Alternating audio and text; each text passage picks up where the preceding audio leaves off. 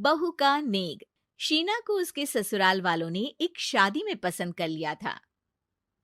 अरे, वो लड़की तो बड़ी प्यारी है। मेरे बेटे अमन के लिए बात चलाओ ना। बस फिर क्या था, किसी रिश्तेदार के दखल से दोनों की शादी हो जाती है। लेकिन शीना की सास पारुल और उसकी देवरानी आसपास ही रहते थे। शादी के बाद शीना कहती है, सुनिए जी, ये चौका छूने की क्या रस्म होती है, जानते हैं क्या आप? अरे नहीं यार। हाँ, पर मम्मी को चाची से बोलते सुना था कि आज तुमको किचन की जिम्मेदारी देंगे, तो वो लोग आ रहे हैं खाना खाने हमारे घर। हे भगवान, ये कैसी रस्म है?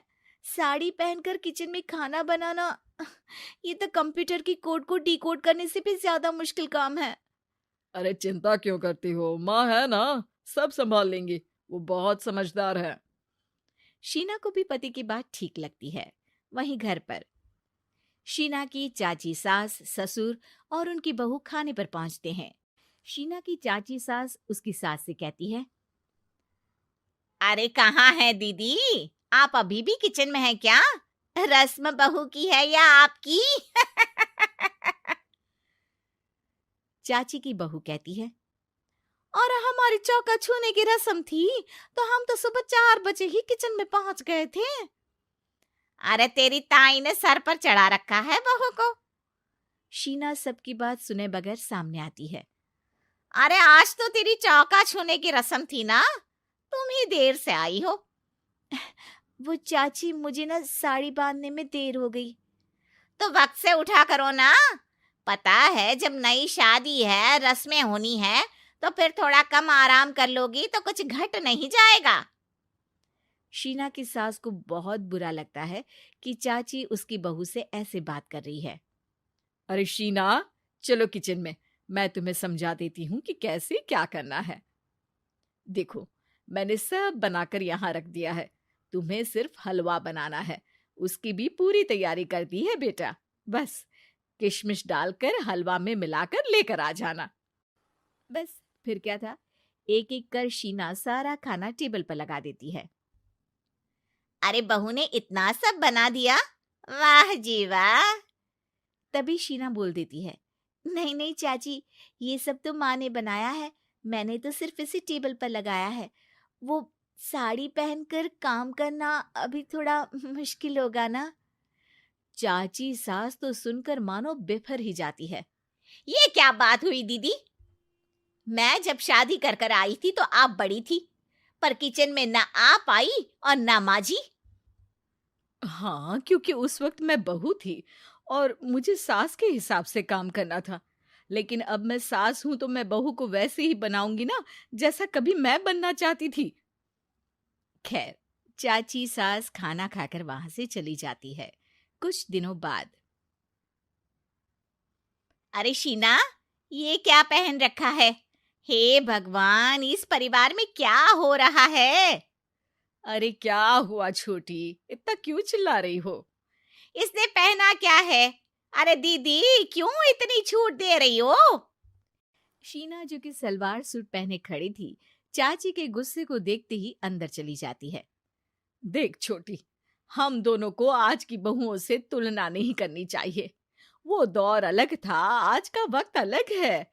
देखिए दीदी, ये तो परंपरा है, हमारी सास ने हमें दी और आगे हमें अपनी बहुओं को देना है। ये क्या लगा रखा है आपने? आप तो पूरी संस्कृति ही खराब कर रही हैं। ये बोलकर चाची सास वहां से चली जाती हैं। शीना की सास चाची की बात से परेशान होकर रोने लगती है। तभी उसका पति वहां आ जाता है। अरे क्या हुआ भाग्यवान, फिर तुम्हारी देवरानी तुमको ताने देकर चली गई है क्या? हाँ, पता नहीं मैं ठीक कर रही हूँ कि नहीं, पर मुझे तो बहू के सूट पहनने में कुछ गलत नहीं लगता। अरे लोगों की बहुएं तो न जाने क्या क्या पहनकर घूम रही हैं। मैं तो उसे भी बुरा नहीं मानती। ये क्या मेरी गलती है? अरे नहीं, बिल्कुल नहीं। अपने किए फैसले का सम्मान करो। ठीक है सब। कुछ दिन निकल जाते हैं। फिर आता है शीना का पहला करवा चौथ। अरे शीना बेटा, यह त्योहार हमारे घर में बहुत मायने रखता है। तुम शाम की पूजा के लिए अच्छे से तैयार हो जाना। और सुनो, चाची सास और उनकी बहू भी यहाँ आएंगी पूजा के लिए, तो खाना भी बनाना है, वो मैं बना लेती हूँ। तुम बस आज के दिन साड़ी पहनना बेटा। शीना समझ नहीं पाती है कि चाची सास के आने पर उसकी सास उसे साड़ी पहनने को क्यों बोलती है। नहीं नहीं माँ जी, मैं सारा खाना बना लूंगी, आप उसकी चिंता ना करिए, अब तो मैंने सब कुछ सीख लिया है। शीना की सास उसकी बात पर खुश हो जाती है। छोटी को पता न चले कि मेरी बहू घर में सूट पहनती है, तो मैंने आज साड़ी पहनने को बोल दिया। क्यों लोगों को बिना वजह बात बनाने का मौका दें। शाम को सब पूजा पाठ करके बैठे होते हैं कि चाची सास की बहू चाची सास से कहती है, माँ जी, आज के दिन तो आप लोगों के घर बहुओं को नेक दिया जाता है ना। हाँ हाँ बहू, बोलना, तुझे तेरी सास से क्या चाहिए। हाँ शीना बेटा, तू भी बता दे कि तुझे क्या चाहिए। मम्मी जी, मुझे ना आपका वो रानी हार चाहिए जो आपने अभी पहना है। चाची सास थोड़ा हिचकिचाते हुए कहती है, हाँ हाँ हाँ, ले लेना, सब तेरा ही तो है। तुझे कौन सा हार चाहिए बहू? माँ जी, मुझे नेक में आपसे परमिशन चाहिए कि आप मुझे नौकरी की इजाजत दें। आप तो जानती हैं कि मैं और ये एक ही कॉलेज में एक ही क्लास में साथ में थे, लेकिन आज वो कहाँ है और मैं कहाँ। वाह जी वाह, ये भी सुनना बाकी रह गया था। इस खानदान की बहू नौकरी करने बाहर जाएगी। और मैं भी तो इंटर पास हूँ, पूरे सेकंड डिवीजन, लेकिन कभी मजाल है कि नौकरी की बात की हो। पर दीदी, मैंने एमबीए किया है, वो भी बड़े संस्थान से। तभी शीना का पति और ससुर भी वहां आ जाते हैं। देखो बेटा, मैं वही सोच रहा था कि तुम नौकरी करने के लिए क्यों नहीं बोल रही हो। मुझे लगा शायद तुम नौकरी करना नहीं चाहती हो। नहीं पापा, वो तो हमेशा से ही कुछ नाम कमाना चाहती है। अपने माता पिता को भी इसने कहा था कि वो आप लोगों को अपनी तरह से समझ लेगी। सास को शांत दिखकर शीना कहती है, मम्मी जी, मैं वादा करती हूँ, घर का सारा काम करके ही ऑफिस जाऊंगी। खाना पीना किसी भी चीज के लिए घर वालों को परेशानी नहीं होने दूंगी। वक्त से पहले उठूंगी और काम वाली को भी हटवा दूंगी। शीना की बात सुनकर सास हंस पड़ती है। अरे शीना, ये ज्यादा हो गया हाँ।